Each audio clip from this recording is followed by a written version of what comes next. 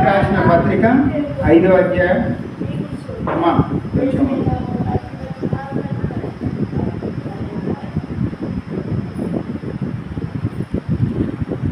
5వ అధ్యాయం మొదటి నుండి కొన్ని మాటలు కలుపుకున్నాం.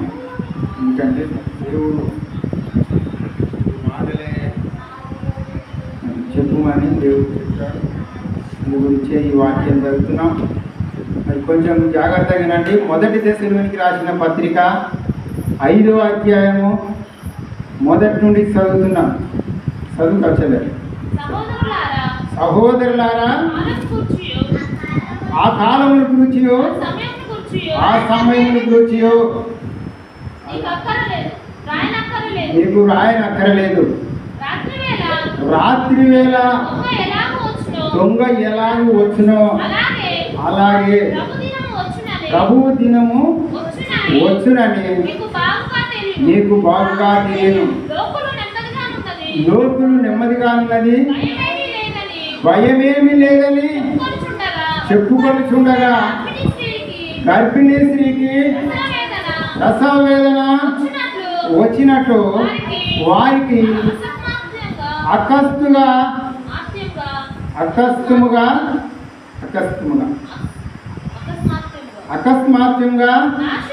నాశనమును ప్రకటించును గనుక వారెంత మాత్రమును తప్పించుకొనలేదు. సహోదరులారా, ఆ దినము దొంగవలే మీ మీదికి వచ్చుటకును మీరు చీకటిలో ఉన్నవారు కాదు. మీరందరూ వెలుగు సంబంధులను పగటి సంబంధులై ఉన్నారు. మనము రాత్రి వారము కాము, చీకటి వారము కాము. కావున ఇతరుల వలె నిద్రపోక మెలకువగా ఉండి మత్తులము కాక ఉందుము. నిద్రపోవారు రాత్రి వేళ నిద్రపోదురు, మత్తుగా ఉన్నవారు రాత్రి వేళ మత్తుగా నుందురు.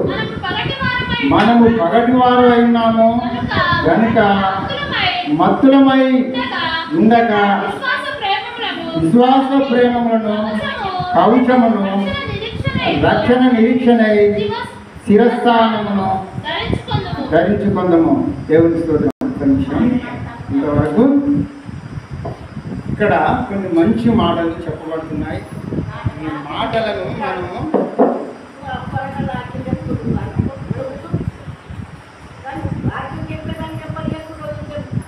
మనమట ఎలాంటి వారమట, దేవుడు ఏమంటున్నాడంటే మనము రాత్రి వారం కాదు అని.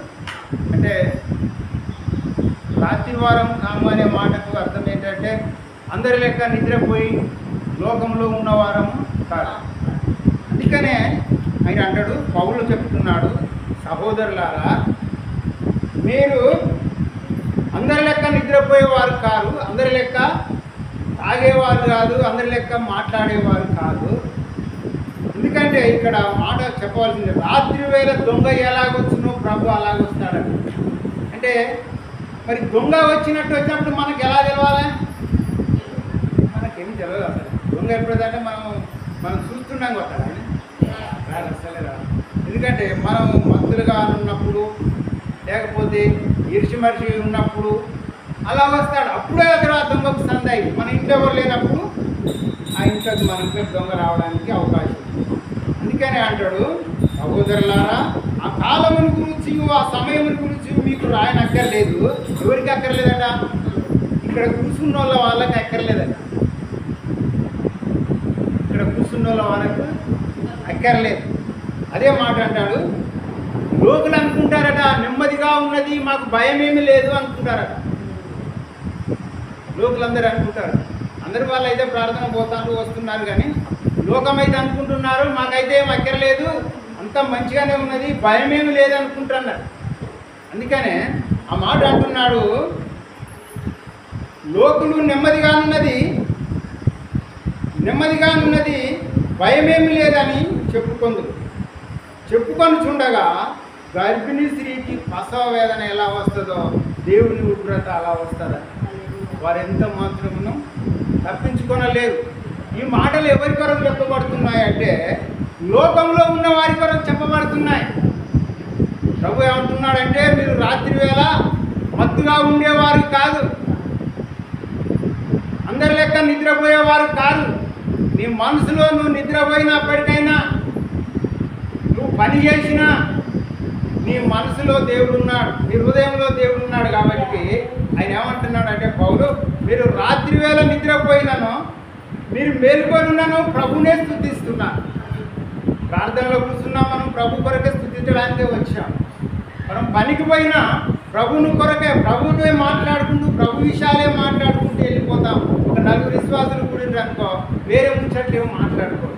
ఎందుకంటే లోకం విషయాలు విడిచిపెట్టి ఒక్క వన్న కాకపోతే ఒక తల్లైనా దేవుని విషయాలు కొన్ని బయటకు వస్తాయి. కానీ కొన్ని లోకంలో నుంచి వచ్చిన కొన్ని దేవునిలో ఉండైనా కొన్ని మాటలు వస్తాయి. అందుకనే పౌలు అంటున్నాడు, లోకంలో ఉన్న వారి లెక్క మీరు లేరు, మీరు పండుకొని నిద్రపోయినను. రాత్రి వేళ దొంగ ఎలాగ వచ్చునో అయినను మీరు నిద్రపోవారు కాదు, మత్తుగా ఉండేవారు కాదు. చదువుతాం రండి, చదువు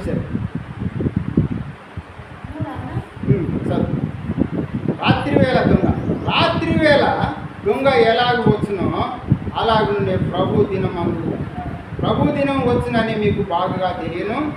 లోకులు అనుకుంటున్నారు నెమ్మదిగానున్నది, భయమేమి లేదు మనకైతే అనుకుని చుండగా గర్భిణీ స్త్రీకి ప్రసవ వేదన వచ్చినట్లు వారికి అన్నట్టు మనకు కాదు, వారికి గర్భిణీ స్త్రీకి ప్రసవ వేదన వచ్చినట్టు ఒక క్షణం మాత్రంలో ఆయన రాకడ జరుగుతాడు. అప్పుడు ఏమవుతుందంటే ఈ లోకంలో ఉన్న వారందరూ దేవుని తెలవని విషయాలు ఉన్నాయి కాబట్టి దేవుడు వారిని వదిలేస్తాడు అన్నాడు. ఇక్కడ అదే మాట కిందికి చెప్తున్నాను. మీరును 5వ వచనం, మీరందరూ వెలుగు సంబంధులై చీకటి సంబంధులై ఉన్నారు. మనము రాత్రి వారము కాము, చీకటి వారము కాము. కావున ఇతరుల వలె నిద్రపోకుండా వెలుకగా ఉండి మత్తులమై కాక ఏం చేస్తాము? ప్రభువును ప్రార్థిస్తాం. మత్తులమై ఉండక నిద్ర పట్టకపోయినా ప్రభువును తలుస్తాం. మనం నిద్ర పట్టకపోయినా అయ్యో ప్రభు నిద్ర వస్తలేదని అంటాం. ఏమంటాం? అంతేనా? నిద్ర పట్టకపోయినా దేవుడిని అడుగుతాము. ఏ విషయాన్ని అయినా భక్తుడు ఏమంటుంటాడంటే దేవుని మీద మనసు పెట్టుకుంటాడు. ఆయన ఏమంటున్నాడంటే ఆయన మీరందరూ వెలుగు సంబంధులై ఉన్నారు. వెలుగు సంబంధులు అంటే మనలో ఎలాంటి వెలుగు ఉండాలి? ప్రభు ఒక్క వెలుగు మనలో ఉండాలి. ప్రభు వెలుగును చూడాలి. వెలుగు చూడాలని అనుకుని నేను మాట చెప్తా, ఎప్పుడైనా ఒక ఆశ ఉండాలి మనిషికి. దేవుని వెలుగు ఉంది, ఆయన పిలుపు ఉంది. ఆయన పిలుపు ఎలా ఉంటుంది, ఆయన వెలుగు ఎలా ఉంటుంది అని మనం తెలుసుకోవాలి. ఒకసారి కాకుండా ఒకసారికైనా మన హృదయానికి అది తగులాలి. ఎందుకంటే ఆయన వెలుగు చూడాలని ఒక్కరికన్నా ఆశ లేదా? నేను అన్నాను ఒక రోజున, సూర్యుని వెలుగు తెలుసు, చంద్రుని వెలుగు తెలుసు, కరెంటు వెలుగు తెలుసు, కానీ నీ వెలుగు ఎట్లా ఉంటుంది ప్రభు అని నేను అడిగితే 2015లో ఆయన వెలుగును చూపించాడు. ఆయన వెలుగును చూడాలంటే కళ్ళు సరిపోవట్లేవు. ఆ వెలుగును చూడాలంటే సూర్యుని కనుక మధ్యాహ్నం ఎలా చూస్తే కనుక కళ్ళు చిన్నపెడుతుందో 3 రోజులు సరిగ్గా కళ్ళు కనరాలి. దేవుని పొందనాలి. ఎందుకంటే మనకు ఒక ఆశ ఉండాలి. ఆయన వెలుగై ఉన్నాడు, మనం వెలుగువారమై ఉన్నాము. మీరు ఆ వెలుగును చూడాలని ఒకరికైనా ఆశ లేదా? ఒకరికొకరు చెప్పుకోరా? నాకు ఆశ కలిగింది, నాకు ఒక్కరికే, నేను ఒంటరిగా ఉన్నాను. వెలుగును చూడాలంటే ఏం చేయాలి? మన మనసును చాలా విచిత్రమైనటువంటి ప్రతి విషయంలో చూడాలంటే ఉట్టిన చూడాలనుకుంటే రాదని. ప్రతి విషయాన్ని మనం మూడగట్టుకోవాలి. చెడును వదిలేసి మంచినే సంపాదించుకునేటువంటి మనసున్నప్పుడు ప్రభువాన్ని వెలుగు చూడాలని అసలు ఆయన వెలుగు చూపిస్తాడు. ఎందుకంటే ఆయన వెలుగై ఉన్నాడట. ఆయన వెలుగై ఉన్నాడు.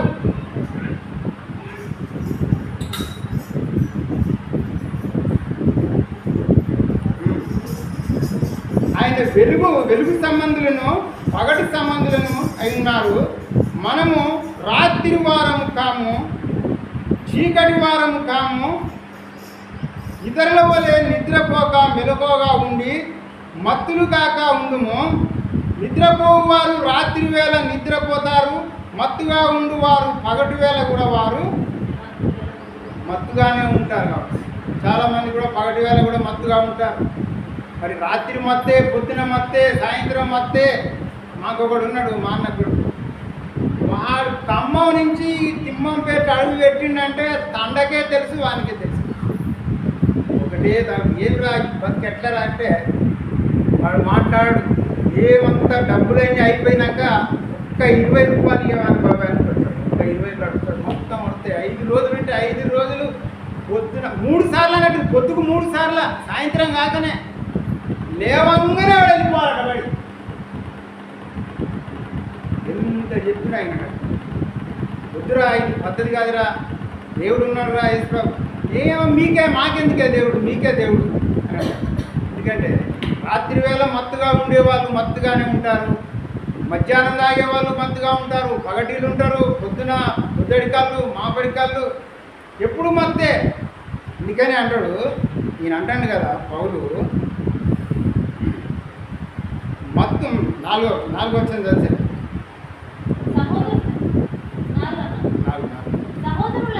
సహోదరులారా,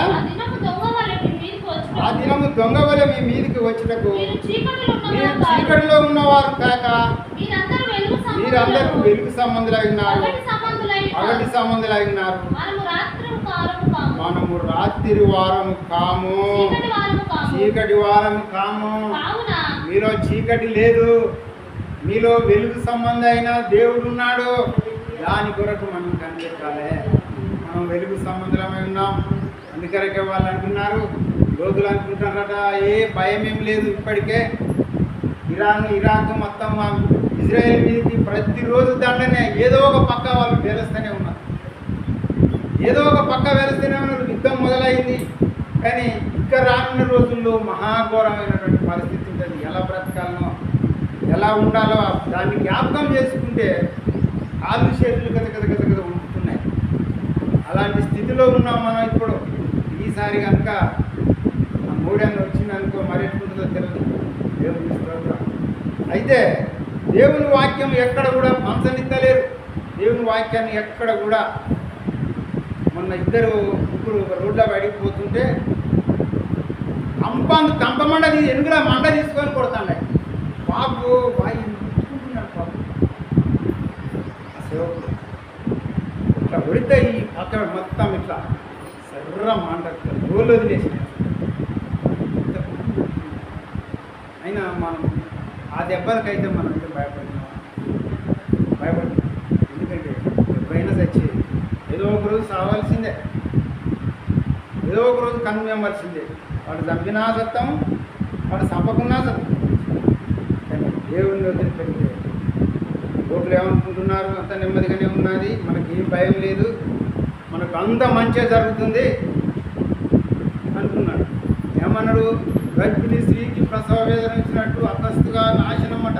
మంచి కాదని ఏం చెప్పడితే నాశనము తటసించిందట. నాశనము తటసిస్తే ఇంకా సంతోషం కదా, సంతోషం కదా. అందరికీ మంచిగా ఆహారం వండుకొని తింటామా? పొయ్యి మీద అన్నం పెడతామా? బియ్యం పెడతామా? పెట్టలేము. నాశనము తటసించినాక ఎవరి బాధ వాటిని చెప్పుకోవడానికే స్థలం లేదా. ఎవరితోనే చెప్పుకుందామన్నా కానీ మరి మనసుల ఆందోళన వేదనే ఉండే. నెమ్మది లేని స్థలము, నెమ్మది లేని జీవితం అది. ఆ జీవితం ఎలా ఉంటుందంటే సముద్రం మీద తుఫాను లేచినట్టు. సముద్రం మీద తుఫాను లేచినప్పుడు అప్పుడు ఎలా ఉంటుందంటే ఆకాశం అంతా కెరటాలు లేస్తాయి. ఒక్కొక్క కెరటాలు 14 ఫీట్ల ఎత్తు లేచిందట ఒక్కొక్క అల. మొన్న పోయిన సునామీలో ఏమంటారు మన దుబాయ్లో పెద్ద వర్షం ఉంటుంది. 25 ఫీట్ల ఎత్తు అల లేచి వచ్చిందట ఒక్కొక్క అల. 25 ఫీట్లు అంటే ఈ చర్చి కానీ ఎత్తుకొస్తుందట ఒక్కొక్క సముద్రం మీద. అంత అలలు వచ్చినప్పుడు అసలు దాని మీద ఎంతవరకు నెమ్మది ఉంటుంది? దాంట్లో ఉన్న వాళ్ళకి, లోకంలో ఉన్న వాళ్ళ స్థితి అంతకన్నా భయంకరం. అది కొంచెంసేపు నిమ్మలమై మళ్ళీ తప్పిది కావచ్చు, వాతావరణం మంచి. అగ్నిలో కాల్చుంటే ఎవరికైనా నెమ్మది ఉంటుందా? చేయి కాలుతుంటే, మంట మండుతుంటే ఎవరైనా అయ్యా అయ్యా ఉక్క దీన్ని మంచిలాగా అసలు నీరు తాగుతుంది అయితే లోకంలో ఉన్నటువంటి పరిస్థితి. గర్భిణీ స్త్రీకి ప్రసవ వేదం వచ్చినట్టు అగస్తుగా వారికి నాశనం తటసించింది. వారు ఎంత మాత్రం తప్పించుకోలేరు. వారు ఎంత మాత్రము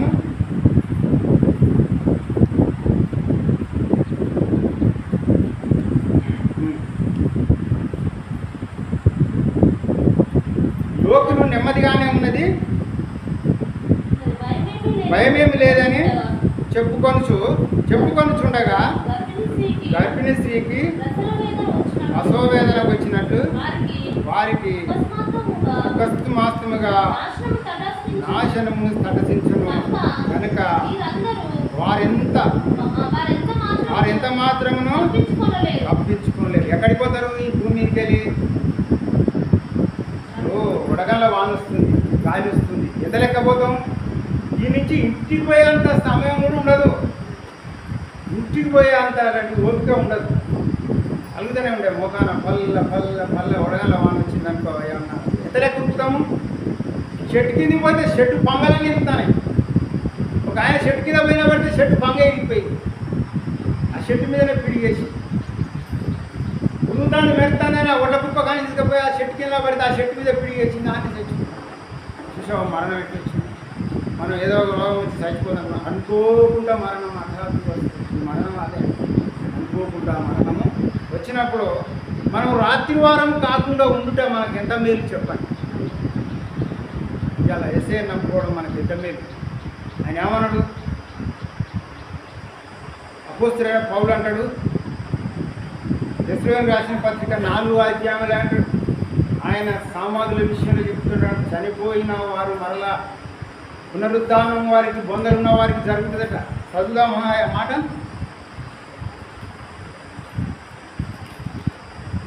నాలుగో అధ్యాయం 13వ వచనం. సహోదరులారా, నిరీక్షణ లేని ఇతరుల వలె మీరు దుఃఖపడకుండి, నిమిత్తము నిద్రించున్న వారికి రుచి మీకు తెలియచేయుట మాకు ఇష్టం లేదు. యేసు మృతులొంది తిరిగి లేచనని మనము నమ్మిన ఎడల అదే ప్రకారం క్రీస్తునందున్న మీరు నిద్రించిన వారికి దేవుడు ఆయనతో కూడా ఎండబెట్టుకొని వచ్చును. ఎవరిని ఎండబెట్టుకొని వస్తాడు?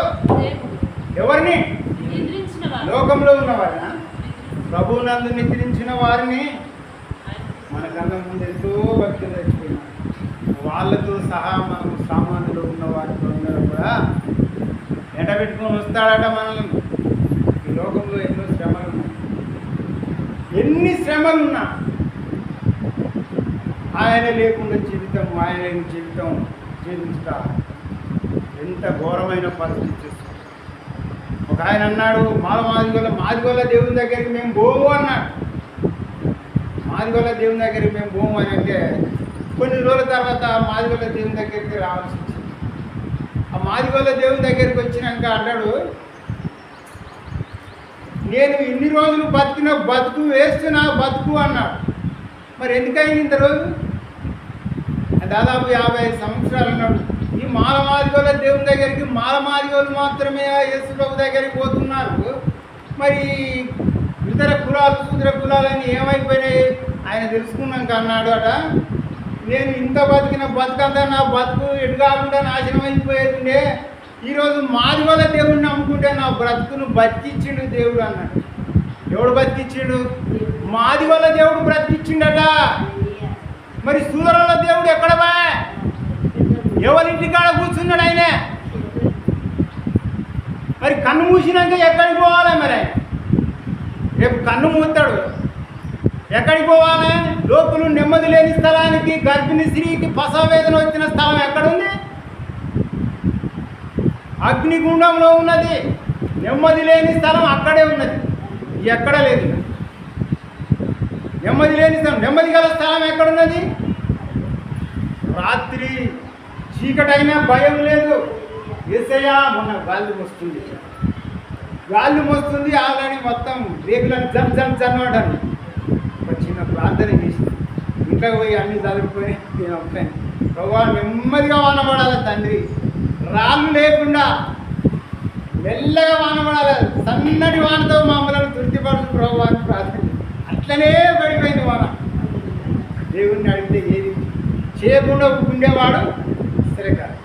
ఆయన అడిగితే ఇప్పుడు ప్రయాణమైన ఎక్కడికి పోయినా నువ్వు అడగకుండా ఆయన అడగకుండా ప్రయాణం చేయలేవద్దు. నువ్వు చేయకుండా పోయావు మనకి ఏదన్నా ఒక అపాయం వారిగాడు అదే చెప్తాడు. అందుకొరకే మరి దేవుని మాట ప్రకారం మనం కనుక ఆయన ప్రతి విషయంలో మనం ఒక ఆయన మన మనసు నిండా పెట్టుకోవాలి. గుండెల నిండా ఆయన ఆత్మను పెట్టుకుంటే నీకు ఏది ఇష్టమో వాడు కూడా నీకు ఏది ఇష్టమో, ఏది ఇష్టం ఉంటుంది మీకు ఏదైనా ఉంటుంది, ఒకటి ఇష్టమైంది ఉంటుంది. నాకు ఇష్టమైందే మీకు ఇష్టమై ఉండాలని లేదు, ఉంటుందా? ఉండదు కదా. అడగాలి, నీకు ఇష్టమైంది అడగాలని. నీకు ఏది ఇష్టమో అడుగు అన్నాడు. ఏమడుగుతావు? బంగారం అడుగుతావా, ఏంటి అడుగుతావా? అవన్నీ తుప్పు పెట్టిపోయేటి. అవి అడగాలంటే నీకు ఇష్టమైన వరాన్ని అడుక్కుంటావా, దేవుణ్ణి ఏమైనా అడుక్కుంటావు. అడుక్కునేది కూడా మనకు దానికి హోదాను బట్టి అడుక్కోవాలి. అందరాని దాన్ని అందుకోవాలంటే అది అందుకోలేము. ఎందుకంటే ఎవరి స్థితిని బట్టి వారు దేవుణ్ణి అడగాల. నీ బాధలని చెప్పాలి, నీ పరిస్థితి అంతా చెప్పాలి, నీ ఇంట్లో ఉన్న ప్రతి బాధ చెప్పాలి, నీ ఒంటి బాధ చెప్పాలి, నీ పిల్లల బాధ చెప్పాలి, లోకస్తుల బాధ కూడా నువ్వు దేవుడిని చెప్పాలా. చెప్పకపోవడం కూడా తప్పే, చెప్పకపోవడం కూడా తప్పే. యేసు ప్రభు నిజమైన దేవుడు అని చెప్పకపోవడం కూడా తప్పే, నిజం చెప్పకపోవడం కూడా తప్పే. వాడు ఎనని వినకపోని ఒక మాట చెప్పాలి. చెప్పినందుకే వీళ్ళందా మరి దెబ్బలు పడేది, కట్టెలతో కొట్టుడు, రాళ్ళతో కొట్టుడు. అరే మా దాంట్లో మత కళ్ళలో చేస్తున్నామే. మరి నువ్వు చచ్చినాడు ఎక్కడ పోతావో ఆ సంగతి నీకు వెనకమల్ల తెలుస్తలేదు. దాని విషయాన్ని గుర్తుపోయాడు. వీడు ఏమైనా మతం అనుకుంటే వినేటపడతాను, కానీ అసలు సంగతి వాని సంగతి మర్చిపోయాడు. వాని సంగతి మర్చిపోయాడు. వీడు దెబ్బలు పడితేవాడు మంచిగానే ఉన్నాడు. ఇవాళ ఈ దెబ్బ పడ్డా కానీ రేపు అక్కడున్న దెబ్బ పడది, యేసయ్య దెబ్బ పడది, అపవాది వచ్చి నీ మీద పడదు. కానీ ఇక్కడున్న అపవాది ఇక్కడున్నంతసేపు ఈ అపవాదులు దెబ్బలు కొడతారు, తిడతారు. కానీ ఎన్ని రోజులు చేస్తారు? మరణం వరకు, మరణించిన దాకా కూడా దెబ్బ కొడతాడు కావచ్చు. ఆ తర్వాత ఎట్లాగా రావాల్సిందే, ఏదో ఒక రోజు మరణాన్ని మనం చూడవలసింది. అందుకొరకే ప్రభు కొరకు మనం ఏకమై ఉండాలి. ప్రతి దినము ఆయన మందిరంలో, ప్రతి ఆదివారం ఆయన మందిరంలో, ప్రతి దినం కూడా ఆయన మందిరం మన ఇంట్లో మందిరముగా ఉన్నది. 118వ కీర్తన అంటాడు, 15వ వచనంలో ఉంటాడు, నీతిమంతుల గుడారంలో రక్షణను కూర్చిన సునాదము వినపడుతున్నదట. 118వ కీర్తన 15వ వచనంలో అంటాడు ఆ మాట, నీతిమంతుల గుడారంలో రక్షణను కూర్చిన సునాదము వినపడును. అసలే చదువు. నీతిమంతుల గుడారంలో రక్షణను కూర్చిన ఉత్సాహ సునాదం అట. ఏ సునాదము? ఉత్సాహమైన సునాదం. రోజు ఏం చేద్దాం? సాయంత్రం ఉదయం నీ ఇంట్లో ఏం వినొద్దని స్తుతి ప్రార్థన, స్తుతి కీర్తన, యేసయ్య గురించి ప్రార్థన, ఉత్సాహ కీర్తన, ఉత్సాహంగా. ఈ భూమి మీద ఉన్నంతసేపు మనం ఎలా ఉండాలంటే నీతిమంతుని గుడారంలో ఉత్సాహ కీర్తనలు, ఉత్సాహ ధనులు వినపడతాయి. ఎవరి దాంట్లో వినపడతాయా? ఈ రోజైనా మీ ఇళ్ళలో, అందరి ఇళ్ళలో ఉన్నాయా? ఉత్సాహం చేస్తున్నారా? ఉదయం సాయంత్రం ఉత్సాహం అలా చేస్తున్నా అంతేనా? నీతిమంతుల గుడారంలో ఒకసారి చదువు. నీతిమంతుల గుడారంలో రక్షణను గురించిన ఉత్సాహ సునాదము వినపడును. ఏం చేస్తారు? పొద్దున, మాపున, సాయంత్రము మీరు ప్రభుని స్తుతిస్తలేరా? ప్రభుని కీర్తిస్తలేరా? వాక్యం చదువుతలేరా? ప్రార్థన చేస్తలేరా? దేవుణ్ణి స్తుతిస్తురా? స్తుతిస్తలేరా? అదే ఆ మాట. నీతిమంతులకు కూడా, నీతిమంతుడు ఎవరు? క్రీస్తుని అంగీకరించిన వాడే నీతిమంతుడు. ఈ భూమి మీద నీతిమంతుడు అనేవాడు ఎవరు లేడు. ఆయన రక్తం ద్వారా కడగబడ్డవారు మీరే. ఆయన మహిమలో రేపు నడవలసిన వారు మీరే. ఎందుకు? నీతి ఉన్నది కాబట్టి ఆయనతో నడవలసి వస్తుంది. లేకపోతే నెమ్మది లేని స్థలానికి, నాశనమైన స్థలానికి వెళ్ళిపోవాల్సిందే. దేవునికి స్తోత్రం. నెమ్మది లేని స్థలం ఎక్కడుంది? పాతాళమే. దాని పేరే పాతాళము, మండు అగ్నిగుండము. దానితోనే మనం పోరాడేది. ఎన్ని రోజులు జీవించినా ఆ స్థలంలో పోకుండా బ్రతకాలట మనిషి. ఎన్ని రోజులు జీవించినా కానీ ఆ జీవితము 100 సంవత్సరాలు బతికినా, ఒక ఆయన 130 సంవత్సరాలు బతికినా కానీ ఆయనకు రక్షణ లేదట. ఒక ఆయన హిమాలయ పర్వతాల్లో 150 సంవత్సరాలు బతికిందట. ఎముకల పువ్వు లెక్క అయిపోయిందట. ఏమి నిల్లేదట, నీళ్ళు తాగలేదట, మంచిలు తాగలేదట. ఇంకా మొత్తం శివభక్తుడు, మొత్తం వాళ్ళని ఏమంటారు? మునులు వాళ్ళని ఏమంటారు? మునులేనా? హిమాలయ పర్వతాలలో వాళ్ళు 150 సంవత్సరాలు బతికిందట. పాపం అన్నం తినలేదు, నీళ్ళు తాగలేదు, భార్యసు లేదు, పిల్లలు లేదు. ఎక్కడికి పోయాడు? ఆయన భక్తిలోనే ఉన్నాడు. 150 సంవత్సరాలు బతికాడు. నీళ్లు తాగలేదు, గిలాసుడు నీళ్లు తాగలేదు. గోపిరాయ గారు చెప్పుకున్నాం ప్రసంగం. 150 సంవత్సరాలు హిమాలయ పర్వతాలలో గాలితోనే బతికినట్టు. ఆయన గాలి వీసే బతికినట్టు. ఇంత శరీరంలో కడదట కానీ అవి అట్లా ఊగాడుతాయి. అట్లా ఉండి చచ్చిపోయింది. ఆయనకన్నా పాపం సుఖం ఉందా? ఆ భక్తిలో ఏమన్నా సుఖం ఉందా? రక్షకుడు ఉన్నాడా? లేడు. ఒక మునిలా తయారై శివభక్తుని చేసి 150 సంవత్సరాలు బతికినాడు. ఆయన బ్రతికినా కానీ ఏం తిననోసుకోలే. పాపం పుట్టుక పుట్టి, మానవ పుట్టుక పుట్టి తినడా? ఏం తిననోసుకోలే. ఏం తిననోసుకోకపోయినా ఏం మాట్లాడుతాను? ఎక్కడికి పోయాడు? మరణం తర్వాత గర్భిణీ స్త్రీకి నాశనం వచ్చినట్టు వచ్చిందా? ఇక్కడికి వెళ్ళిపోయింది కదా. కనీసం ఇది మంచిలా తాగినాడు కాదు, ఇంకా మాంసం కూర తిన్నాడు కాదా, ఒక 2 అట్టి పండ్లైనా తిన్నాడు కాదా, ఒక 2 జామ పండ్లైనా తిన్నాడు కాదా? ఏం తినకుండా ఏం మాట్లాడకుండా ఎక్కడికి పోయాడు? రక్షకుడు లేడు. హృదయంలో రక్షకుడు లేడు. రక్షకుడు ఉన్నట్టు ఎదుట ఆయన ఎక్కడికి పోవు? అంత భక్తి చేస్తే నిలిచిందా భక్తి? ఏమన్నా దగ్గరకు వచ్చిందా? ఇలా అన్నిటిని నువ్వు ఏసీని తలుస్తున్నావు అంటే వెలుగు సంబంధులై ఉన్నారు మీరు అన్నాడు ఆయన. ఏమి తింటాను? అన్ని తింటాను. ఏం తినకుండా, ఏం తాగకుండా గాలిగా బతికినాడు. 150 సంవత్సరాలు బతికినాడు. ఎంత బతికిందో అయినా నాకు ఏమన్నారు తప్పిదా? అన్ని తిన్నా నీకేమైంది? మీరు లోకంలో ఉన్నవారు కాదు, మీరు వెలుగు సంబంధులు అని చెప్పబడింది వాక్యం. ఎందుకు? రక్తం కాల్చిన యేసుక్రీస్తు ప్రభు రక్తంలో మనం అందరం కడగబడ్డాం కాబట్టి ఆయన పరిశుద్ధుడును, నీతిమంతుడును, సర్వాధికారుడు. ఆయనట ఈ భూమికి పునాదులు లేనప్పుడే యేసుక్రీస్తు ప్రభు ఉన్నాడంట. తెలుసా మీకు ఈ విషయం? ఎప్పుడన్నా ఎవరన్నా విన్నారా? ఇంకన్నా విన్నారా? సామెతల గ్రంథం 8వ అధ్యాయం చదువుసలే. సామెతల గ్రంథం 8వ అధ్యాయం. యేసు ప్రభు ఎప్పుడు ఏ రోజున పుట్టిండు? 2000 సంవత్సరాలు 2024వ సంవత్సరంలో పుట్టిండు ఇప్పటి వరకు. కానీ మానవులకు మాత్రము మనకు మామూలుగా తెలిసిన సత్యం ఇది ఒకటే.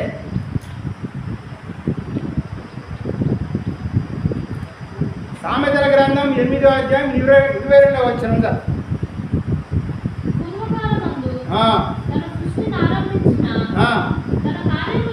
తన కార్యములలో ప్రధానమైన దానిగా. వినండి, బాగా వినండి. జర అటు ఇటు పెట్టండి. ఒక్క నిమిషం ఆ మాట చదువుతుంది, వినండి చాలా జాగ్రత్తగా. మళ్ళీ మొదటి నుంచి చదివేస్తాను. పూర్వకాలమందు నేను అన్న మీరైనా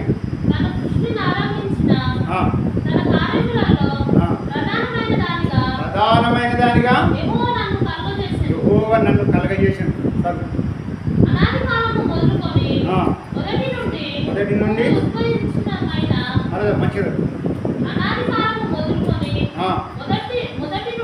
మొదటి నుండి భూమి ఉత్పత్తి అయిన కాలమునకు పూర్వము నేను నియమింపబడితిని. చదువు. ప్రభావ జలములు లేనప్పుడు, నీళ్లతో నిండిన ఊటలు లేనప్పుడు నేను పుట్టితిని. పర్వతములు స్థాపింపబడక ముందు, కొండలు పుట్టక ముందు భూమిని దాని మైదానమునకు ఆయన కలగజేయక ముందు ఎవరు? తండ్రి అయిన దేవుడు. తండ్రి అయిన దేవుడు కలగజేయక ముందు నేల మట్టిని రవ్వంత ఎంత ఇవ్వ ఓ అమ్మ జ్యోతమ్మ గారు మళ్ళీ ఏమిన్నా నేల మట్టి రవ్వంత అంటే ఎంత? ఒక నిమిషం సరే. రవ్వంత అంటే నేల మట్టి రవ్వంత అంటే ఎంత? ఒక పెండ తట్టడి తీసుకొచ్చా లేకపోతే ఒక బొచ్చ. రవ్వంత అంటే ఎంతమ్మా? రవ్వంత అంటే ఎందుంటాయి? ఇట్లా పట్టుకుంటుందా? గంట పడుతుందా?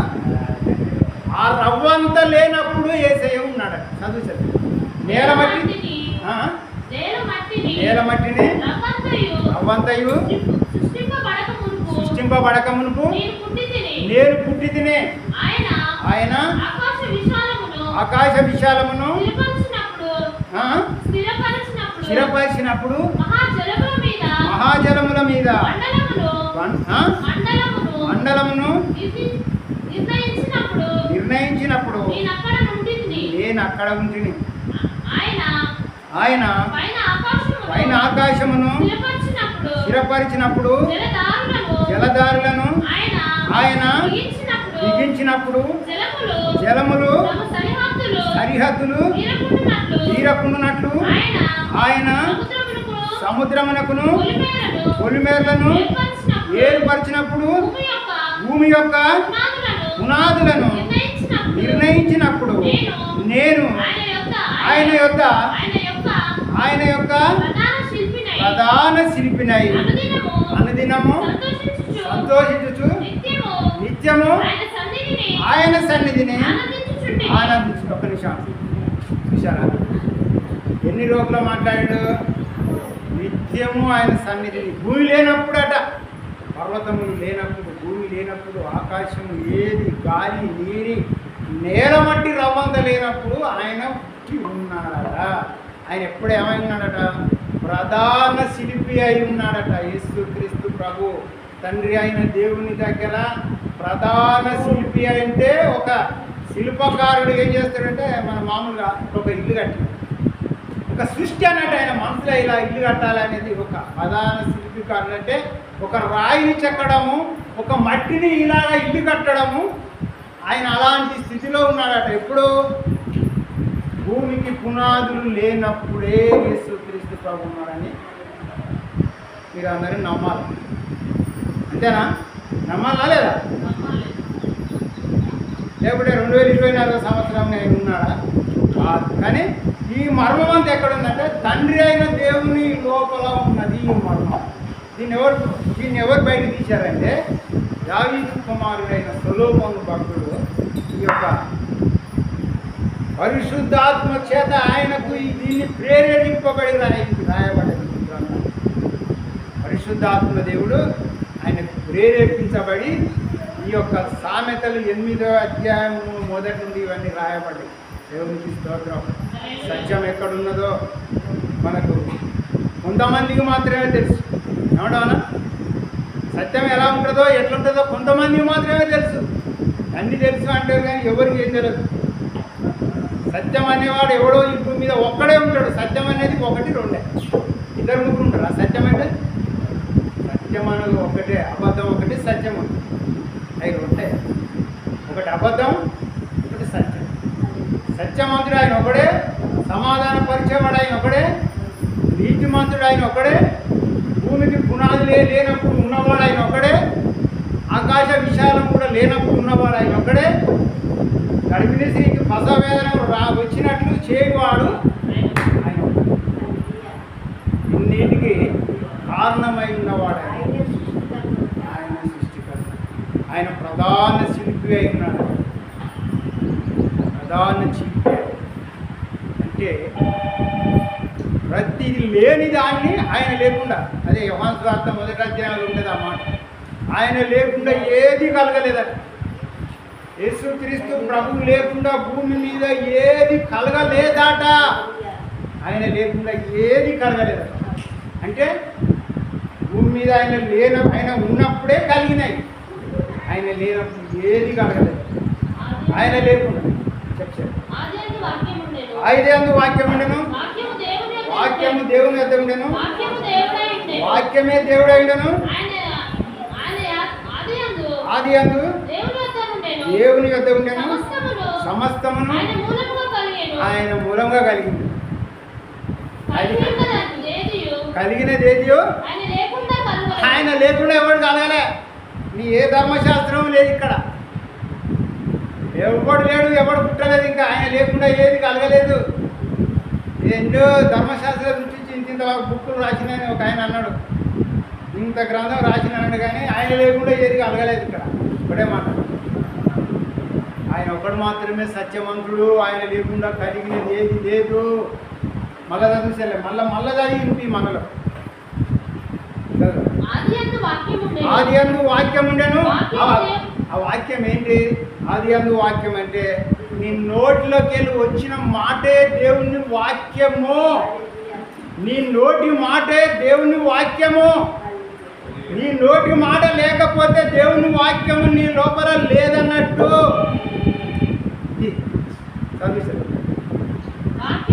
వాక్యము దేవుని యొద్ద ఉండెను, వాక్యమే దేవుడైనను. ఆయన నోటి మాట దేవుడై ఉన్నాడు. ఆయన పలికినదే ఏది పలుకుతుందో అది కావాలంటే అవుతుంది. ఆయన లేకుండా ఏది కలగలేదు. కాబట్టి కలిగినవి అన్నీ ఆయన మూలంగా కలిగినాయి. కాబట్టి కలిగినది ఏది ఆయన లేకుండా కలగలేదు. కలిగినది ప్రతి కూడా ఆయన మూలముగా కలిగింది. ఎవరి మూలముగా? నజరేయుడైన యేసుక్రీస్తు మూలముగా కలిగినది ఏది కూడా ఆయన లేకుండా కలగలేదు. నువ్వు మనకి అలా ఉండవలసిన ప్రతి నిత్యావసర వస్త్రాలు, బంగారం కానీ, వెండి కానీ, కళ్ళద్దాలు కానీ ఏది కూడా, ఇది ఒకటే కాదు, ఏది కూడా ఆయన లేకుండా